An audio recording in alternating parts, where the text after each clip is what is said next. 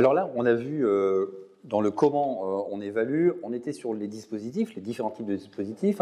Un des étudiants dont on parlait, qu'on a entendu tout à l'heure, il parlait de la régularité. Il y a une étudiante qui disait il y a des profs qui font des évaluations beaucoup plus régulières, ce qui nous permet de maintenir en fait un rapport à l'apprentissage.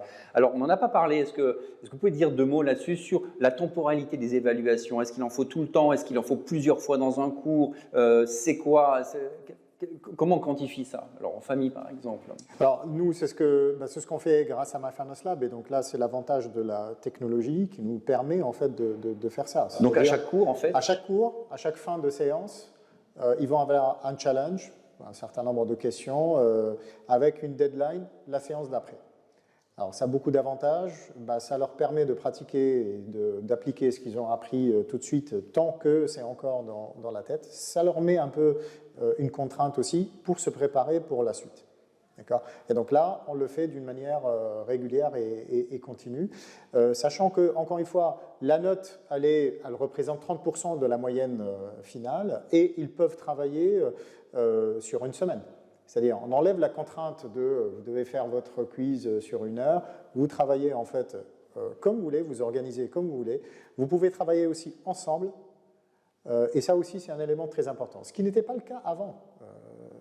La méthode d'évaluation, il y a 10 ans, je ne faisais pas la même chose. On faisait un midterm, donc il y a un examen au milieu de cours, et il compte pour 50%, et donc là, on met un peu plus de pression, etc. Et puis après, on a évolué, et moi, personnellement, j'ai essayé de réfléchir à quelle est la meilleure façon d'évaluer les étudiants, et je me suis dit, bon, est-ce que c'est très productif, en fait, de les mettre, de les compresser sur 1 heure, en fait, de sélectionner d'une manière aléatoire des exercices et de leur dire, voilà, vous devez faire ça et vous devez réussir, vous devez avoir une bonne note. Alors que je pense que le plus utile, en fait, c'est de prendre du plaisir à faire un homework et de savoir, en fait, comment on peut utiliser ce qu'on a appris en cours dans la vraie vie. Alors, et donc, on enlève la pression. Et je reviens à ce que disait David. Pour moi, il y a un élément très, très important dans l'apprentissage, c'est la tolérance à l'erreur et à l'échec. Et c'est vrai que je rejoins, sans entrer dans des généralités qui généralement sont toujours injustes, mais c'est vrai qu'il y a une culture française qui est moins tolérante à l'échec. Les Américains, quand ils ratent quelque chose, on lui dit « nice try », c'est-à-dire « t'as bien fait d'essayer ». En France, en fait, on vous fait savoir que vous avez perdu, alors que vous avez raté quelque chose. Alors qu'en réalité, l'avantage d'une erreur, c'est qu'elle nous rend meilleurs tout de suite après, puisqu'on va apprendre de cette erreur. Donc en fait, j'ai axé toutes mes méthodes d'évaluation sur ça, c'est-à-dire on va enlever la pression de l'erreur, travailler ensemble, travailler comme vous voulez. L'essentiel, c'est de pratiquer. Alors, ce qui est important de préciser, je crois que tous les profs de finance, vous travaillez sur cette même logique, vous avez réussi à trouver un accord ensemble, et donc les étudiants retrouvent cette pratique avec tous les profs. Ouais. Là, c'est le privilège de l'autorité, mais ce n'est pas une autorité que j'exerce, mais puisque je suis coordinateur des cours de finance, donc j'ai essayé de convaincre tous mes collègues d'utiliser cet outil.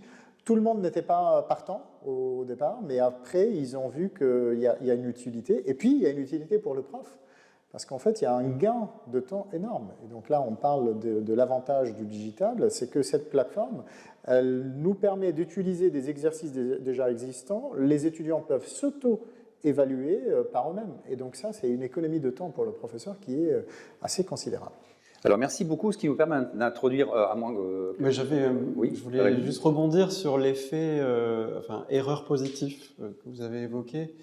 Il y a un effet un peu pervers du côté des profs. On considère souvent qu'une évaluation est bonne, entre guillemets, quand elle est très discriminante. C'est-à-dire que la moitié réussit pas et la moitié réussit, et qui est une gaussienne, enfin vous voyez de quoi je parle. Ouais. Alors que parfois, il ne faut pas le faire. Et peut-être que ça vient aussi de ce biais-là qu'on a, en disant « Ah, mais en fait, cette évaluation, tout le monde a bien réussi, donc la prochaine, il faut quand même la faire un peu plus difficile pour que ce soit un peu plus discriminant. » Ah oui, mais alors du coup, qu'est-ce que ça va apporter? Ça va apporter la pression, les étudiants qui sont discriminés, donc évaluation punitive si on ne réussit pas, vous voyez. Alors que si on dit tout le monde a réussi et tout le monde a un niveau moyen, c'est pas grave en fait. Il faut dédramatiser, j'ai envie de dire. Bon, mais il y a cet esprit du bah oui, il faut qu'il y ait une gaussienne alignée au milieu, à la moyenne, et que la moitié réussisse ou pas, pour dire que c'est une bonne évaluation. Peut-être qu'il faut changer cet état d'esprit aussi du côté des profs. Voilà.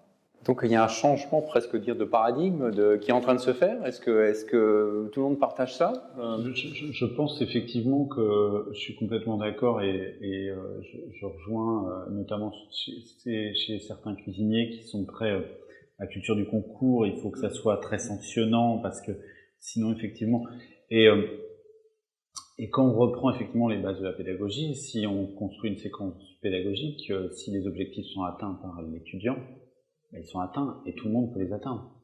Et c'est pas parce que il y a 100% de bonnes réponses et que l'évaluation est très bien, c'est qu'elle n'était pas plus facile que les autres. C'est juste que le cours a été bien mené et que les objectifs pédagogiques qui étaient fixés au départ, ils ont été validés. Et que les compétences qu'on a visées, elles ont été acquises.